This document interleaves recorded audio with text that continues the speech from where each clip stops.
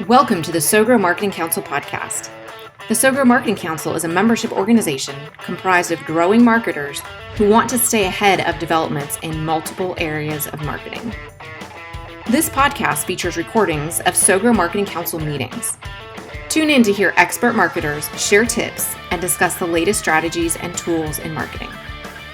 To join the next meeting and be part of the discussion yourself, visit sogrowpr.com. That's SOWGROWPR.com and click on the Marketing Council tab. Let's get growing. Welcome to the SoGrow Marketing Council meeting. We are so excited to see everybody today. This is one of my favorite days to be able to get together with other marketers. And this group is an organization of executive level marketers, and we get together to learn from each other, and we also get together to network with each other.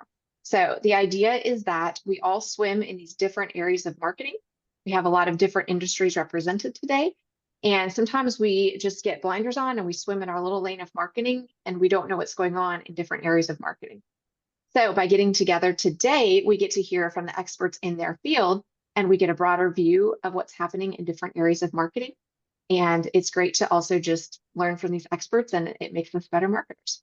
So today we will have some experts share tips. So as you do your tip today, just say your name and your company so that we know who you are. And then Sarah will be our timer. So if she starts waving you, or if you hear your timer, then you'll know your 4 minutes is about to be up. And then after each tip, we do just a couple minutes of discussion. So this is a pretty casual meeting, so feel free to jump in with thoughts, questions. Sometimes the best tips actually come out of the discussion at the end. So, don't be shy. Please participate. This is different than most meetings where you come and listen to a presenter and then you leave. This is for us to all engage. Even if you're not presenting a tip today, you are welcome to ask questions. You're welcome to join in. And then if you would like to share, you are welcome to share. Some people, bring screens or, want to share their screen or have slides or something along those lines. So you're welcome to do that. And Sarah, I'm going to remember to take the picture today. We often just like to take a picture to remember. So I'm warning you guys. That way everybody can smile. So I'm going to count to 3. We're going to take a quick screenshot. 1, 2, 3. All right, I'm going to do one more because inevitably somebody always closes their eyes. We'll do one more. 1, 2, 3. All right, good deal. So I'm going to put the order in the chat, and we'll start with Kristen, and then Yana Tori, and then Mickey, and then I'll present. And then, like I said, if you guys have a little tip you want to do at the end, if you haven't submitted one, that's fine. You can just jump in and offer whatever tip you might have today. So Kristen, would you like to start us off? Yes, thank you, Stephanie. Good morning. My name is Kristen Sellier. I am the founder and president of Ideate, and we are a specialized branding agency.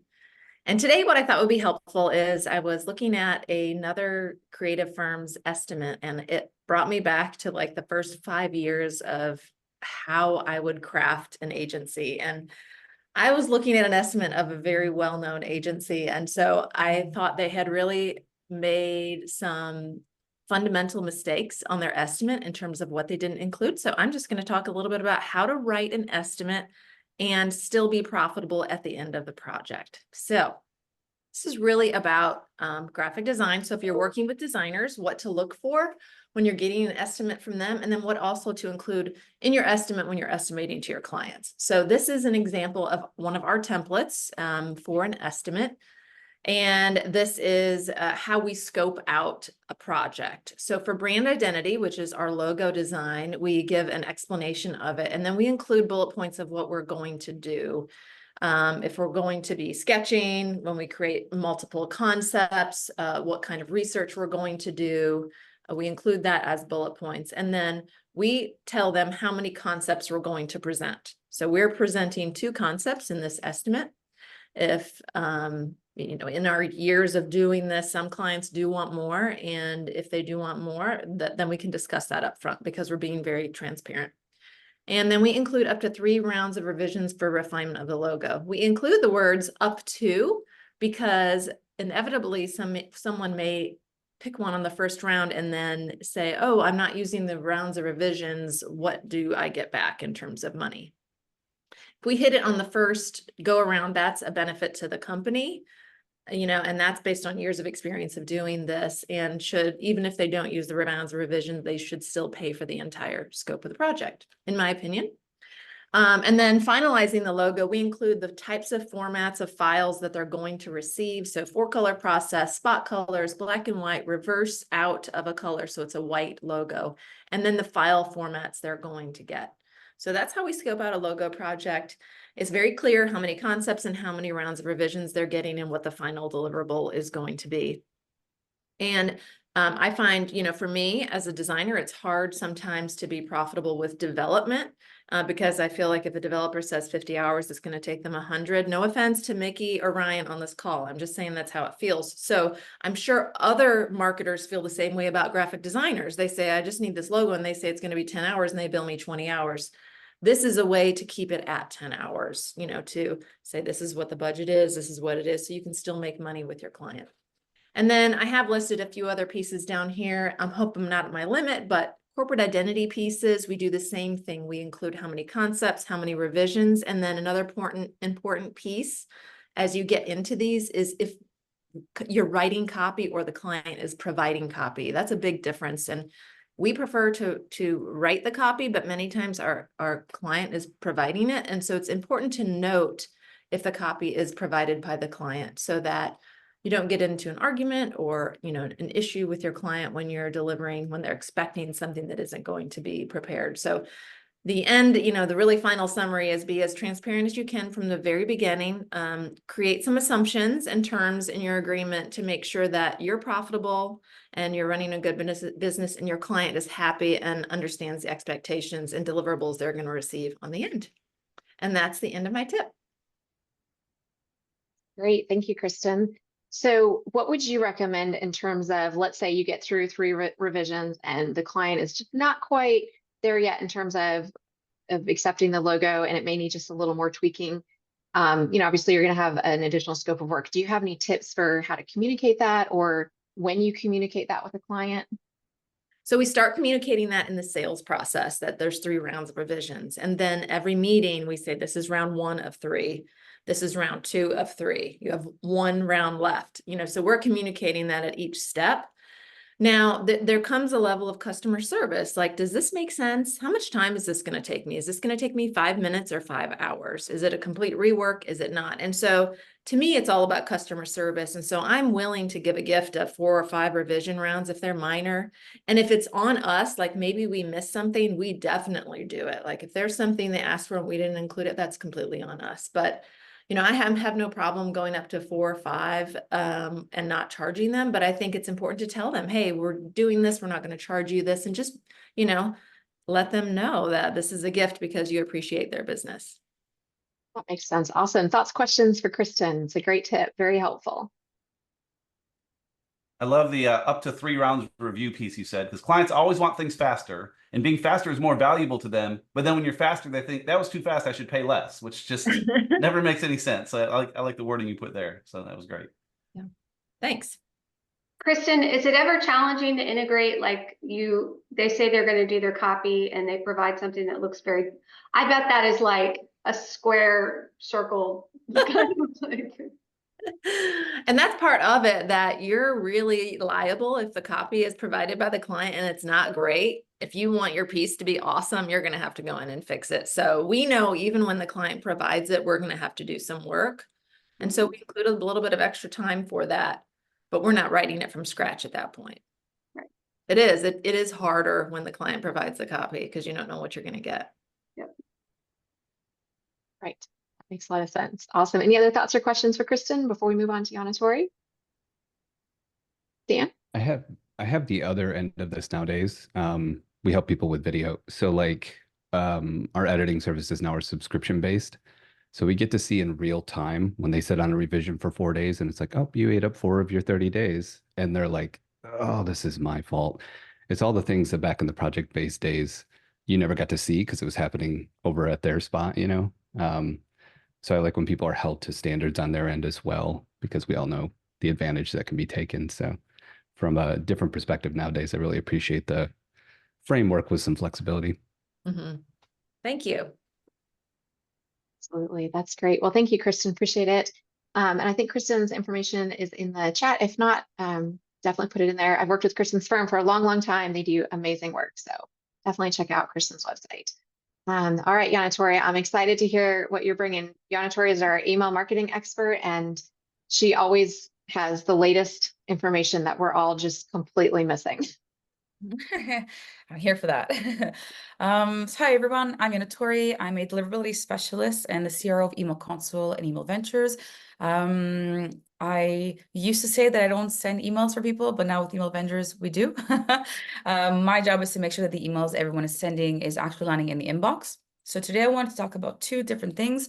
One is the tabs that are in the inbox and what a transactional email actually is. So we'll see how quickly I can speak in the 4 minutes.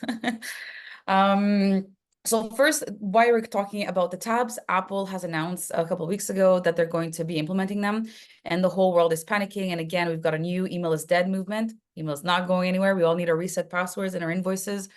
We're here to say. The main issue is that people feel that their emails should not be in the promotion. It should be in that inbox tab. And they feel that they're going to engage, there's going to be less engagement with the emails. And that's creating an issue because the whole point of those emails is to get them right in front of people's eyes and to ensure that they engage and then purchase something or perform the next step. I'm here to tell you, you don't have to worry about that. One, most of the users don't actually use the tabs. They just see it in chronological order. So you can spend your time making your text and trying to change it and making convoluted, thinking you're going to best $1 billion spam filter to putting you into the inbox consistently. Second, the ways that these tabs work is based on how you're using your inbox. So if you're using your inbox in a certain way, there's certain brands that you like and you move the emails, for example, in the inbox, or you're constantly engaging with them, the inbox is going to learn and reset all these things around, which is why some of us are going to see our reset passwords in like updates.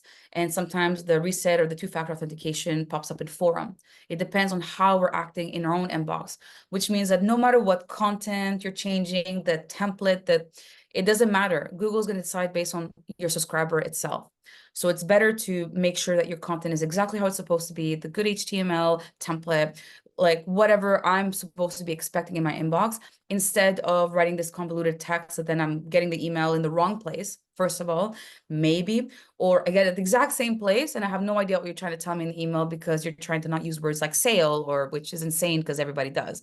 So there's that. The other thing that is important to understand, because it's just a fact, when Google had implemented it at the beginning, like 10, 15 years ago, it is true that the first couple of years, we didn't know how to use it correctly. And also they were learning how best to reorganize the emails. Once that was settled, it took about a year or two, the engagement and the positive ROI that came from it skyrocketed, like a good 30, 40, 50%. So we shouldn't have to worry. If it's promotional, it's promotional. The way we act in our inboxes is how we're going to want to receive the emails, which is why if you start using or maybe interacting with certain brands, you might get annoyed that those emails are landing in the inbox. And now you have all these emails you have to reply to, and it's like stuck between promotional emails, which then creates a negative feeling towards your brand. The second thing we're going to talk about today, because it's really important, and there's a lot of confusion around it. One of the things that Google and Yahoo has forced everybody to do is add a one-click unsubscribe. So if you're using Gmail or Microsoft, you're going to see that little button that allows you to unsubscribe without going in the email. So this has been, if you're using MailChimp, they're the ones that are forced to put it. Some of the bigger companies, or the ones that are using things like Braze, are going to have transactional emails. And the problem with that is that transactional emails do not need to have an unsubscribe link. If there's a legal update, if there's a reset password, you can't unsubscribe. Even if you did, it would just send you another one when you requested a new password. The main issue with transactional emails is that people feel that if the email has been sent transactionally, like I went on the website, went to purchase something, and you send me an abandoned cart, that is a triggered email. I made an action, you have to send me an email. Those are still considered marketing. If the content of the email is marketing, there's a problem. So the spam filters will just see the content, how people engage with that kind of content. And if in their eyes, this content is supposed to be seen as a marketing and should have an unsubscribe link, even if it's a reset password or a confirmation email, if that's what they get from that email and how people interact, they will penalize you because the machine thinks that email should have a transactional one-click unsubscribe. A transactional email is an email that, for example, you'd be sued if you didn't send, or that you'd have some legal repercussion if you didn't send. Reset password, confirmation emails, invoices, legal updates, something that a customer has triggered, which to in court, let's say, will obviously result in an email, a two-factor authentication, and so on. If I ask for reminders, that's also something that's okay. But for example, job boards or house listings, the email is transactional because it's going to be created on the fly for me based on what I looked at and the frequency I wanted. But I should be able to do that one click on subscribe needs to be there, even though it's sent on a technical level transactionally. If there's no point in arguing with it, there's some people that got sued in Germany because their confirmation email, like, thank you for subscribing, click here to confirm to receive our promotional emails and all these tips and tricks, that was considered marketing. So on a legal perspective, I don't think anyone here is going to get sued. But on a technical level, we can't forget that it doesn't matter what the government wants, Gmail is going to follow whatever they want. So if they say do this, you unfortunately have to do it. There are tricks around this. You can do the one click on subscribe so it doesn't actually perform an action. Like if it's a reset password, it's not going to remove him or unsubscribe him. But that means that people have to take care of two statuses and so on. So those are the two tips for the day, or definitions, I guess. Wonderful. Thank you so much, Yana Tori. So I love to have Yana Tori in these meetings because we can do so much marketing. And then if those emails don't make it to the inbox, so much is lost. Like that's such a critical point. And so, we often spend so much time talking about like how beautiful the email looks and what links it goes to and all these things. But yet a lot of times people don't ever see them because it doesn't actually get in their inbox. So I appreciate that. Awesome. So thoughts and questions for Yana Tori. Yana Tori, so good to see you. You look Hi. awesome. It's been a while. Yes, it has. I have a new client and they're going to be sending out emails to, they have about 35,000 people and it's, they work with a government organization and they need to get people to create a new account in a new portal. So do you have a recommendation for the email system that they should be used and any kind of process to follow? Yes. So there's a lot of tools out there. The most important part is that they feel comfortable using the tool because a lot of people are just going to, there's like pretty templates and landing pages, and that's not the whole point of the thing. Like MailChimp has all these things that just unrelated to email. The most important part to do any migration to restart is to do a warm-up. And people think the warm-up is just like sending more and more emails. But in order to do that, you need to know which inboxes you're dealing with. Microsoft is not telling Google they received 200 emails and then compare. So Google needs to go from 100 to 200 to 300. And if you just split your list from like 500 emails, 1,000, 2,000, that ratio might just be off because it's randomized. And you also need to clean the list, like with a list validation tool, just to remove certain things.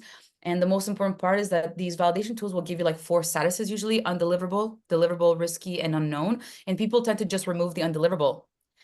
A spam trap is a valid email address. test@gmail.com is a valid email address. y_@yahoo is a valid email address. There's no human there. So when you ping those inboxes, it just looks bad.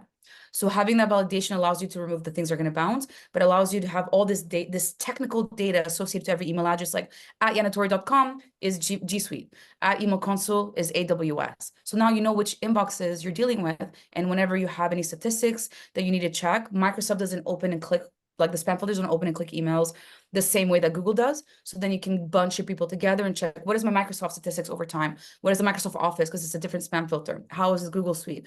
And you need Google Postmaster, SNDS if you have a dedicated IP, so that you get your credit score directly from Google. So in other Awesome. words, call Yana Tori. Yes. Yeah, and I do have an email marketing tool they can use. You can go, it's called email.ventures. We're volume-based, which is the whole point is deliverability. So you get to talk to me nonstop about this. That's so helpful. Awesome. And then Dan, you had a question, and then Ryan, you had a question. Mine's just a quick statement, 2 quick statements. First of all, thanks for like keeping it real. Man, so much marketing information, just regurgitated BS, and it's so easy to see through. So I love that you had sentences that started with, most people think that's not true. We deal with that a lot in our industry. And secondly, I also appreciate the fact that you put the emphasis back on write good email, because in our world with video, it's like, there's no special length. You can't force it to go viral. Be good on camera. That's the hack. So I appreciate the info. Oh yeah. And that's how the spam filters work. We forget that we're not Google's customer. The inbox user is Google's customer. They just want to make these people happy. Like we've all heard people complain about their Microsoft account. Good emails are going to spam and spam emails are going to the inbox. And like, what's happening, Microsoft? That is a bad thing. So Google wants, all these spam filters want to make sure their customers are happy. So our businesses don't really matter. Yeah. Uphill battle. Awesome. Ryan, you had a question or thought? Yeah, actually kind of tagging on to what Dan was saying about the with video content, similarly with us with SEO, it's like so much of the messaging is changing with Google's like helpful content changes and stuff. I'm wondering how much is that affecting your messaging in email? Is it becoming, are you finding messaging works better when it's more informative and less like aggressively sales, or like as far as where it shows up? So yeah, so the things that like I'll explain to you, and I think it will answer. I'll explain how it works, and I think it will answer the question. You let me know. We have this idea that spam filters are like very black and white, and the most of our list is like Google accounts. Okay, so and Google has the $1 billion spam filter. Their spam filter is going to work in a way where if a human says something, the spam filter has to listen. So that's a report of spam, favoriting, forwarding an email, like replying back. That's a human action that will win no matter what. And then the rest is based on a machine, like it works exactly like SEO. And if you guys go online, you have a really nice article from Keith Kuzmanoff. He's writing about how SEO and deliverability is very similar. The same thing with social media. I use a social media example. If I put a picture on LinkedIn or on Instagram and none of my friends like it, it's not going to stay very long on the feed. And we're teaching Instagram that I'm not interested, or maybe the people that are following me don't care about what I have to say, and I disappear. Email works the same way.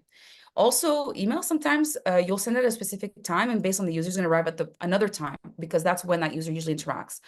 That becomes creating a huge amount of problems if I send a lot of emails to people who have consent, that have purchased my product, but are not reading and opening the emails at the frequency that Gmail wants to. So it's what people are, if people want to succeed in email and have the people engage, which then makes the spam filters happy, is to personalize the emails, and not like hi Yanatori, like personalize the emails as in, I bought a mattress yesterday, maybe sending me an email about a mattress today is not a good idea. Sell me something else, or ask me to refer somebody else, or something like that. People want the message to feel like it was catered to them.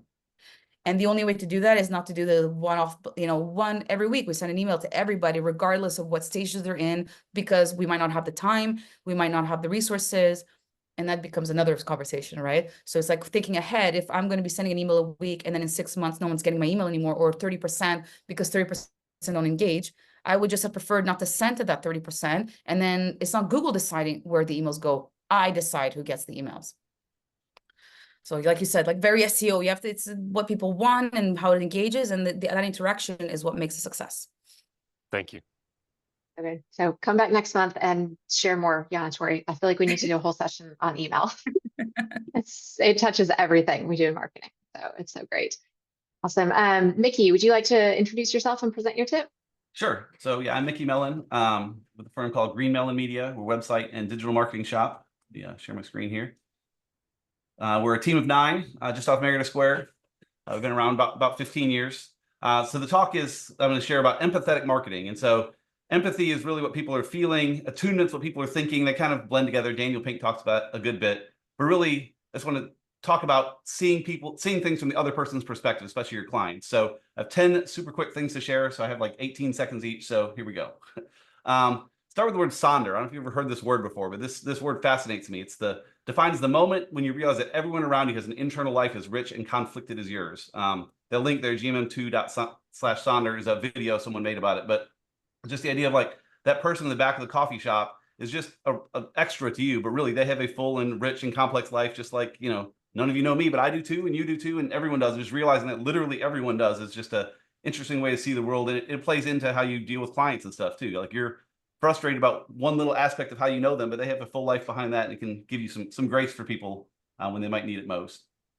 Another one, the title looks weird, but it's present or be present. This is Blair Enns. I follow a lot of Blair stuff. I think some of you guys probably do too. But when you go into presentation mode, you're no longer present, which I am right now. So I'm not in a conversation with you right now, but with clients, we're trying to do fewer presentations and more conversations, just to be present rather than running through the slide, just having a conversation about the data we found, about what we're seeing, instead of just slide. So that's been an interesting one for me to see that. I read a lot of Seth Godin. This is one he had recently. Generosity is not about lowering your price. It's about doing the emotional labor to make things better for someone else. And that might mean, if you're a luxury good provider, raising your price. So for all of us, we assume that lowering your price is probably the thing people value most. And often it is. I think generally speaking it is, but not always. It could be offering more value for what you do. Or again, in some cases, like for a luxury good or something, raising your price could be good and lowering it could be awful because people don't value it as much if it's lower. So we don't generally raise our price just for that, but it's interesting to think about it from that perspective, that you always think I'm going to be generous, so therefore that means lower my price, and it probably does most of the time, but not always. Another one I like is the fundamental attribution error, where you tend to attribute another's actions to their character, but yours situations outside of your control. So like if you're driving a car, you're late to pick up your kids, like you're cutting through like, I'm late. But if someone else does the same thing, like they're a jerk, they're horrible. And so again, if your client does something bad, maybe they're jerks. I mean, it could be a jerk, but maybe they're just being foolish and, you're attributing it to the wrong place. And again, back to Sonder, they may have other situations, but that's one to look at. Again, that Corolla that just drove past is a jerk. So one, maybe it's not, maybe they're late to pick up their kid, but also with Sonder, that's not a Corolla. It's Stephanie or John, or it's someone in there. It's a human in there. You don't know them, but it's never just a car. You're keeping that in mind is awesome. Related, this is kind of off track a little bit, but with attribution, marketing attribution is one I've been looking at a lot lately. Rand Fishkin talks about this a good bit. The guy that used to run Moz and now runs SparkToro, about how we have all these great tools for tracking where everything is, and it's becoming harder and harder to track really where people came from, and you just have to be okay with that. On the screen here is Jason Blummer. He's our CPA. The way we found him, he spoke at WordCamp like 10 years ago. We saw him speak and I said, oh, that was a good talk. So I followed his blog. Later saw he had a podcast and started listening to that. And then like a few years ago, Allie and I said, we need to hire a CPA from who should we hire? Like Blummer might be good. So I Googled Blummer CPAs, filled out his contact form, and we're a client. If he has good data, he says, haha, SEO got us another client because they Googled for us and found it. And that had nothing to do with it. But it's also, he could not have tracked the other way. And we have to be okay with that at times. And it's hard to tell our clients that sometimes we cannot tell you exactly where people came from because it's all these different touch points. But yeah, anyhow, that's a little off track. Let's get back on here. Charlie Munger just passed away recently at 99, though. He did well. But he said, it's bad to have an opinion you're proud of. You can't state the arguments for the other side better than your opponents. This is great mental discipline. It's kind of like the idea of a steel man argument. I don't know if you've heard that before, but we all know a straw man where you set up a fake argument and knock it down. But a steel man is saying, if someone says, why should I hire Kristen's firm instead of yours? I'll say, well, here's all the reasons they're great. I'll defend you great because I know your firm that well. And then, let them make the choice. Being able to defend opposition, this goes politically too, just understanding the other side. Like, I understand why people might vote for Donald Trump. I understand why people might vote for Biden. I disagree with half of them, but I at least understand like that's a good reason. And you probably should vote that way based on what you need. So just trying to understand the other side better. And again, the other side might be your client, why they're arguing with you, like understand why they're pushing back on something. Like they probably have a good reason. You don't have to agree with them, but understanding can go such a long way. Title things from their perspective. I think we've all gotten, this is just a little tip here. We've all gotten calendar invites that look like that. On my calendar, that is useless because someone said, hey, we should grab lunch. I'll send you an invite. And the invite comes in saying lunch with Mickey. Like they just didn't take a second to think about who's actually getting the invite. So you should call it, I would call it like Stephanie, Mickey lunch or something. So we both have both names in there. Or when we send out a proposal, it's easy to say, this proposal is for ABC Consulting. So I'm going to send them abcconsulting.pdf. Well, they just got 4 of those that all say ABC Consulting. Like it's better from their perspective if I call it like Green Melon ABC Consulting proposal. So that way it stands out, they can see who it's actually from there. Another Blair Ends. I love Blair. If you don't listen to the Two Bobs podcast, you totally should. It's fantastic. Number 2, BOBS.com. But I think this was from his Win Without Pitching book. He said, we'll be careful not to seed our expertise by asking which one do you like? We will direct all discussions around the creative back to the strategy and ask if we are accomplishing our goals. So again, people will think, I like blue better. It should be blue. And again, I want to respect their thoughts, but I also want to push back and say, I don't care if you like blue. Why does your client like blue? Why would that matter there? Why would your client care if your logo was bigger? They all want the logo bigger is the famous thing. And I say, cool, why would that help your client? And there's usually not a good answer. And so again, seeing things from their perspective and help them see it even from the perspective of their clients is fantastic. This is a great piece from Microsoft. I mean, I hope all of you take accessibility very seriously in the work you do, but we tend to think about accessibility needs as like blindness or just permanent disabilities. And this was just a fantastic thing showing how all of us had accessibility needs, especially in that last column there. If you're a new parent, you're using things one-handed. If you're distracted, you're not seeing things as well. If you're a bartender, you can't hear things as well. If someone has a heavy accent, there's all kinds of reasons where accessibility matters. And it's not just like people are blind or deaf or, the ones we think about, which those are certainly very important to address. But everything you should do should have accessibility in mind. Again, knowing that there's more situations than just someone that, is born without a limb, they might have a broken arm, or just so many different ways that can matter, and trying to get behind them to see it. And then I'm probably almost out of time here. So last one, Seth Godin is famous for asking 2 questions. He always says, who's it for and what's it for? And so this is a screenshot from my phone from a while ago. One of these is my banking app that I use. I no longer use this bank, but which one do you suppose that is? It's the one called mobile, because from their perspective, they said, hey, we have our desktop app and our web app and our mobile app. So we'll just call it mobile. Again, not taking a second to think, how does that look from the other end? So if they'd taken a moment just to think, how will people see this on their phone? Seeing the word mobile there was stupid. Like, it was ridiculous to do that. And like 6 months later, they finally changed it. It took quite a while, but they didn't take a moment to think, what does it look like from the other person's perspective? How might they be using this? They just saw it from their perspective and went forward with it. And for a big bank like that, that was a silly oversight that took way too long to fix. A minor thing in the grand scheme of things, but just, yeah, you could tell they weren't really paying attention. So yeah, there we go. That's my quick thoughts on empathetic marketing and some quick little tips on how I see it mattering to the people we work with.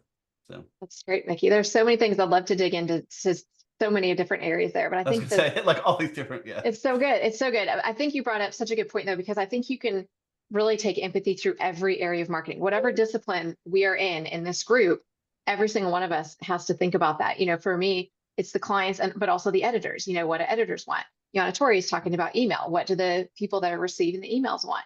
You know, so I think we could really take that and apply that to every area of marketing. It's really, really important. So that's great. So much good content. So thoughts and questions for Mickey? I'll So just say Mickey- thanks for the work you're doing. We need more humanness in what we do. And the last thing I'll say on it is like, we help people who film themselves. So it's human to human every day, even though there's tech, there's software, and then there's editing. It's more of like, how do we get you comfortable? And you can't just say, get over it. So I love the empathy angle. Yeah, appreciate that. Yeah. One other thing I talk about a lot is fewer automations too. Marketing automation is such a huge thing in Canva, but we limit that as much as we can because, like most of you, we have relatively few clients. And so why am I going to automate to 10 people when I can actually have relationships with 10 people, you know? So yeah, good point. Yeah, so I liked what you said too about when you're presenting, you're not necessarily present. And, you know, I think that that's one thing about this group that I do feel like we have a little bit more freedom to do that, because I do feel like we're having conversations back and forth about, hey, here's something I learned in marketing and I'm sharing it with you. And so I know it can feel a little bit like a presentation, but, you know, I can imagine going into a meeting with a client or, you know, when you're speaking, you do lose that connection with the audience. And Dan, I'm sure this is probably something you guys think about, like maintaining that conversation rather than the presentation. I think that's a skill. I think that that's a learned thing, because I think we all just go into present, you know, just kind of almost ignore the audience and then come back like, okay, who has questions? It's like they may have not been with you the whole time. And I've seen the good presenters pivot where they see reactions from the audience and sometimes they throw their entire presentation out the window and they go in a different direction to connect with the audience. And so I think that's a really valid thing to think about.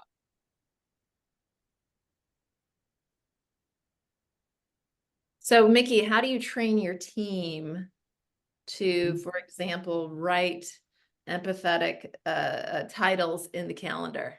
It's a about good that. question. So a few things we talk about this stuff a good bit with them, just so that kind of gets in their brain. I share books that dig into this. I encourage them to listen to podcasts, but I think a lot of it just kind of comes from how Allie and I behave in meetings. We tell our clients, like, we have a little list we go through, like, we got it from Todd Stanton, actually. We kind of ripped off his. I don't know if you ever worked with Todd, Kristen, like he sent like his big long contract and he has like a little bulleted list in his voice of like, here's what it's really like to work with us. And so we built a document like that. And a few of them follow this empathy. We say, hey, we don't really care what you have to say about the color unless it affects your client. And we kind of talk through those levels of empathy in there. And again, hopefully it rubs off on the team some, but we try, yeah, it's a struggle. Allie and I think have it pretty good, and getting the team to follow is something we consistently work on, but I don't have a magic bullet there. So. Great. So Mickey, you've got the next 10 tips lined up. Just go in depth in each one of these, because I feel like we could have discussion about all of these Yeah, tips. yeah. They're really great. Welcome, Virginia. Glad you could join us. I don't want to put you on the spot, but did you want to jump in with your tip? Because I know you had wanted to present. So I don't want to put you on the spot if you're not ready, but do you want to present today? Yes. Do you want me to share now? Yes. Go ahead and share your tip and introduce yourself, please. Yeah. So, hi, my name is Virginia Navajiker. I'm the CEO of Transformative Power. It's a consulting boutique where we focus on helping change makers continue to change the world with the power of marketing and communication. And today, actually, my tip is inspired by a conversation with Sarah, and it's about a book review. The name of the book is called Girl, Stop Apologizing by Rachel Hollins, and I can put the information in the link. But actually, what I thought was really interesting about the book is that, and how it's relevant to marketing, and it's not really about girls kind of thing. It's actually relevant to branding and a strategy. Is basically Rachel has like a incredible brand, like a multi-million-dollar brand that she's built, and in the book she tells a lot of a story around how she how she blog and did all this. She had a team and she did all these incredible things to build this brand. And then in it, it's so interesting because what she talks about, one of the biggest challenges people have is, rejection, what people think of them, and all of these things, right? And it was so interesting in the whole conversation about her evolution of her brand is something that she says in the book, which I really encourage you to read. But it was that basically people make a decision of you based on what they see and based on the reflection that they see. So her target audience was mothers and what's like women and whatever. And they imagined that she was basically an entrepreneur, that she was by herself doing this content, instead of actually realizing she had a powerhouse of people creating this incredible brands.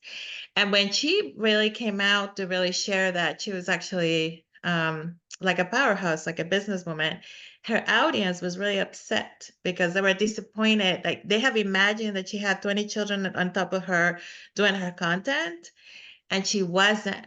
But I thought it was, what I believe was really powerful about that wasn't really the reaction of the audience, but it really got me to think about something I really never thought about, is that through one post or one, I don't know, advertisement or campaign, somebody's going to look at it from their lens, and they're going to make a decision of you and your brand around that lens.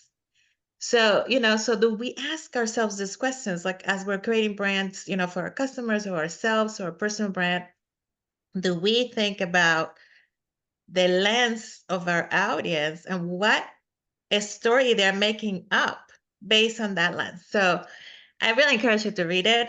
There's way more to it than than what I'm sharing, but that was it really transformed even like the way I'm posting, the way I'm putting a stories, because how we can solve that problem is by putting more context around the brands we're creating. And how we can solve that problem is by just realizing that people are making a story. So are we aware of the story they're making, of ourselves and our brands? Yeah. Right, that's such an interesting point. And I think now as marketers, this is something that can change things really quickly. You could put out an innocent post, and this is especially true in public relations because it's all about reputation, right? You put out some post that you think is going to be fine, and then all of a sudden people interpret it a certain way. And so, just really, really being clear on, who you are as a company, because you have to be able to stand by it. So, Dan, you have a question or thought for Virginia? It's all comments today. Just bravo on picking up that thread out of that entire story as well as sharing it, because I think it's, again, so important. A lot of times we're dealing with people in our world where they're being on camera and all of a sudden they're like robots and they want a script and things have to be perfect. And I'm like, what if we were sitting in a coffee shop and you were just telling me about what you do? We're always aiming for that version because that's what I would want to see if I was at a coffee shop with them, So I love that angle of what is your audience telling themselves. Thank you, Dan. Yeah, that's a great perspective. But I also thought, if we map our audiences, like, so for example, say moms, there's mompreneurs, like what if we actually not only map their like profile, but what if we map how they interpret our brand based on their life experience? Like I never thought of asking that question. How could they project their life? Like if their life is having 2 children like on top of them or whatever, like they may project that that's you, as a mompreneur brand or whatever, or, if they're a change maker brand, like what are they projecting based on their lifestyle? I really never really thought of asking that question. It makes me Yeah. think so much about audience research. It's like so critical, and knowing your audience. Then I do a lot of social media marketing for SoGrow PR, and then also like authenticity and like trying to bring to whatever that you're doing, that, you know, being authentic and, you know, being willing to be that way. I'm thinking, I saw a post the other day that was so good. It's a small business owner and she runs like a probiotic line and everything. And she does it with her dad, who's a veteran. And she constantly brings him into their social media videos in like this fun, creative way that adds like some humor and entertainment, and just kind of like, as opposed to just putting out that like clean, so tailored, here's the brand, here's the brand, here's the brand, here's the brand. Just like being real and bringing your real life into it can be powerful. I hope that's one thing that you guys appreciate about this group, because I feel like we're coming in here and, you know, sometimes we share, hey, this was a challenge we had with our business and this is how we overcame it. Or, you know, here's something I didn't know in the marketing world that I wanted to share with you guys. And I feel like there's more of a connection where it's not just like we're coming up as a speaker and giving some formal presentation. You know, we're so brilliant, here's all our information, but, you know, it's really just learning together. And so I feel like we're able to be a little bit more transparent and authentic in that way. So that's one reason why I love hanging out with you guys. I'm smarter for it, but I also feel like I get to know you guys on a level that we wouldn't if we all just sat in a room listening to one speaker, right? All right, so we're getting close to time, so I'm going to go ahead and wrap us up. So my name is Stephanie Richards, and my company is SoGrow Public Relations. Sarah and I work together, and we focus on helping companies with B2B thought leadership. So today I wanted to talk about how not all media coverage is equal. So let's say you get to the end of the year and you've had 20 media hits. That's great, right? Any type of media coverage that's positive media coverage is a bonus. But there are ways to evaluate the type of media coverage that you have and really determine what type of media coverage is the best for your company, and then just evaluate the value of that media coverage. So the things that you think about when you think about, you know, how valuable is the coverage in the media, you have to think about things like audience size. And, you know, that may or may not be the biggest priority, because you may be in USA Today, or you may be, you know, on Fox News, whatever it might be, and that might be a huge audience, but it may not be the right audience for you. You may not actually get a huge benefit from it like you would in a more tailored audience that would be more of the people that you're trying to reach. So you want to consider audience size, but you also want to look at that in context. And then you really need to look at, like I just mentioned about the alignment, you know, is this the audience for me? Let's say you get into the biggest trade publication for the laundry industry, commercial laundry, let's say, and let's say that's not anything remotely close to where your clients are, whatever it might be. So sure, you got this great coverage, but does it really reach the people that you are trying to reach? And then we also think about depth of coverage. So there's a huge difference between, let's say, you going on a segment on TV and the whole segment is about you, versus let's say you're just a quote in that segment. Maybe they do one sentence from you, or maybe there's an article and the entire article is about your company, versus maybe you have a paragraph in there. So those are not exactly the same thing. And again, it's all good, but not exactly the same level of coverage. So when we think about it, we think the most valuable coverage is what we call third-party coverage. And that's when you have another producer or a journalist writing about you. So it's not just you saying, oh, we're a great company, we're so wonderful, but it's really somebody giving you that third-party credibility, third-party validation, saying, as a producer, as a writer, I think this information is important enough to spend my time on and to give my digital space to. So people should look at that and say, oh, this is something worth reading because somebody has approved it. It's that third-party credibility. So you want that with a backlink to your website. Sometimes they cover you and they don't give you the backlink. So you can think about, you know, you try to get that, you know, whole coverage about your company, doesn't mention competitors. It's all about you, third-party credibility backlink. That's the gold standard. You know, the next level is that without the backlink. And then just below that, which is, you know, almost as good, but I would say maybe the step below that is what we would consider to be a thought leadership piece. And so instead of a journalist writing it or a producer producing it, you're really the one that's the author of the content. And that's great because it puts you or your client, whoever is writing the content, it puts you out there as the expert And so that has its own value. So it's great for other people to talk about you. That's the best. But it's also really great if you're the author and if you can show your expertise as a thought leadership piece. And again, it's great when you have the backlink. It's a little less desirable if you don't have the backlink.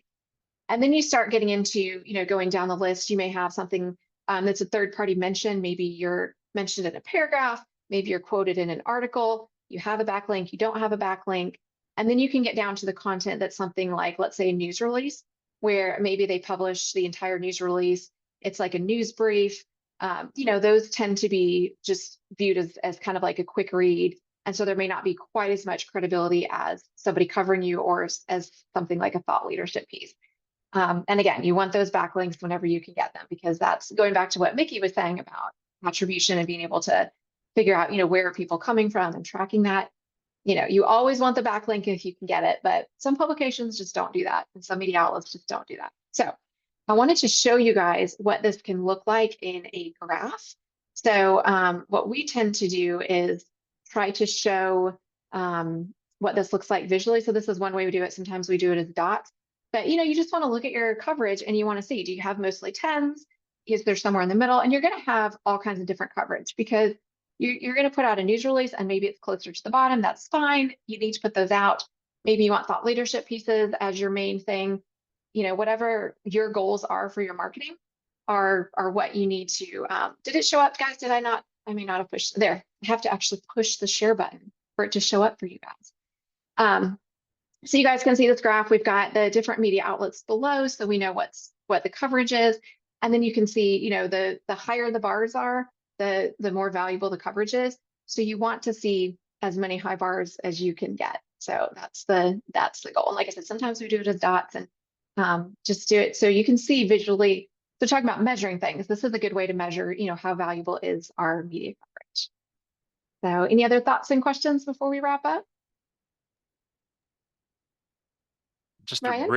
really a statement of just I'm really interested in what you were talking about there, because of the recent Google leaks and algorithm changes and stuff. There's a lot of talk about backlinks and the fact that anything like a paid backlink is just almost worthless at this point, and those journalistic backlinks are gold for us. So really interested in what you had to say about that, but also that there's that angle of authorship in that second tier that you were talking about, that they're indicating that they're really tracking authorship across platform. Even if it's a no follow link or whatever, they still want to know that they can identify who the author is. So so that tracks with everything that I've been like really digging into lately. That's great. So how do you feel in your research? Do you think that the third party credibility is more important in that aspect, or do you think maybe it's moving, maybe it's switching? We don't know how they're weighted. So like it's just a matter of testing. But I mean, without question, I think those journalistic, especially if it's even local journalism. I mean, if they have a DA of in the 70s or above, and that's going to be credibility coming back to your site that you just can't do without. But that authorship, I think, becomes more and more important, because that was something that came out of the leak that really we were unaware they were tracking it to the manner that they are. So I think with that and what's changing with Nav Boost and all of that, as far as our awareness of it, I think that's really crucial. Well, that would be a great topic if you want to bring a tip next week. We would love to know more about that. And we want to get an SEO expert in here. I keep trying. We're trying to pull this, but if you guys know of an SEO expert, because I feel like SEO also touches so much of marketing. So much of what we do overlaps. I mean, everything is just so connected in marketing, which is one reason why we like to be in these groups, because we feel like, if one area like SEO and PR work really well together, but you don't want to do that without branding. So you have to start with Kristen, get your brand pretty, and different things like that. So we definitely love to work together. So thank you guys for coming today. Our next meeting is, I believe it's July 16th. Sarah, do you mind popping a link into the chat so you guys can RSVP? We would love to have you guys attend. If you did not present a tip today, go to sogrowpr.com and the Marketing Council tab. You can click on that, and there's a tab in there where you guys can submit a tip, and we would love to have you guys present next week. Thank you for participating. It was so great to hear from everyone. I always learn from you guys, and we will see you guys in July. Thank you for listening to the SoGrow Marketing Council podcast. Want to be part of our next meeting? Visit sogrowpr.com.